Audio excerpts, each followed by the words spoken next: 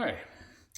In our group last week, one of our guys challenged us to begin standing during our speeches, even though we were on Zoom. Which makes sense, because how many speeches in person are you actually going to be sitting down for? But one thing that came up afterwards was framing. In filmography, there are three different settings normally people use, three different shots. One is pretty much where I am now. That would be the close-up. In the close-up, you want to try, as you can see, to try to do an even space from your shoulders from either end. Keep your head down, if possible, maybe even on the same margin. With different displays, it will vary, of course. But just try to keep yourself centered. You're not here, or here. Any of those are just distracting. Two other shots would be the medium shot. This is a good one if you want to do a lot of hand gestures. If you gesture towards the camera, away is better. Because if you're in the close-up, even if you put your hands where you can see them, sometimes people will put them up towards the camera and make them look extremely large. While this has gone over well in my improv group, I don't feel that this is professional in speeches. And the third shot would be the far away shot. This would be a shot if you want to use your whole body, as I will demonstrate in a minute, when you're doing like demonstrations of stuff, because then you have a wide open room and people can see you from head to toe. Just be aware to speak louder or raise the volume on Zoom if you're going to be far away. Otherwise, people may not be able to hear you. Another issue is camera angle. Right now, we're pretty much eye level.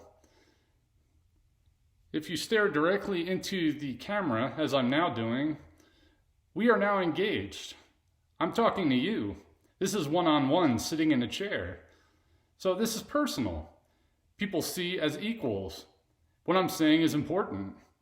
They're listening.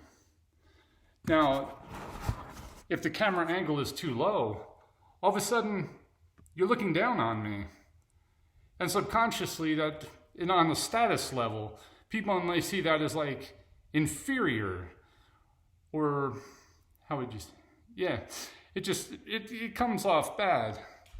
And then from a too high of an angle, people would see like superior, as if possibly arrogance or something else, or just maybe even intimidation.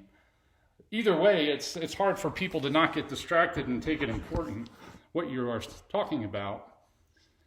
But when you do it at eye level and you fit centered on the screen without distractions, I think you have your best engagement at this point. However, there are always exceptions to the rule.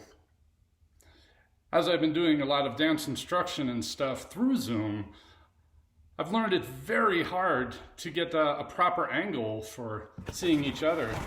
Despite the high angle, what I found the best way is to take, you can see my yoga mat there, I'll put that at the bottom of my camera. Now the high angle at this point works because I'm far enough away. Sorry about the light. So now you can do like different demonstrations and moves of whatever you want. People can see you and they can see your whole body. You fit within the frame. There's just one example. But this just goes to show this is still a learning curve. And hopefully this helped you a little bit to understand some things that I feel would be beneficial for these online meetings.